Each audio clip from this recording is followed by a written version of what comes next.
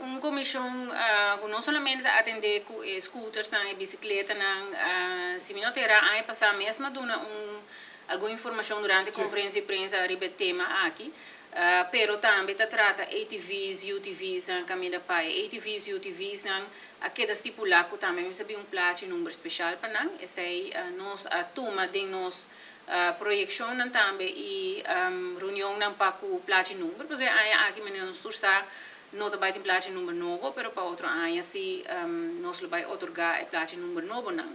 Eta si preocupante, porque nós mira que tem diferentes tipos de veículos. Eta bem também com o desenvolvimento econômico, nós estamos com turismo está desenvolvendo de uma maneira hope ligeira, com nossa bounce back, bounce forward, para bisa fora a pandemia.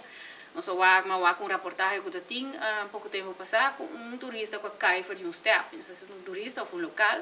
Pero step que está trova riba caminho público e a maneira a cair de step. Imaginava que tinha auto também com bepaalde velocidade e não pode parar. O acidente não está waiting to happen. Então, muitas vezes nós mesmos trabalhamos muito mais de cerca, não somente dentro do governo, departamento, não junto, para estipular que está manejo, que está regra, mas também sinta que o comerciante explica que por, que não por.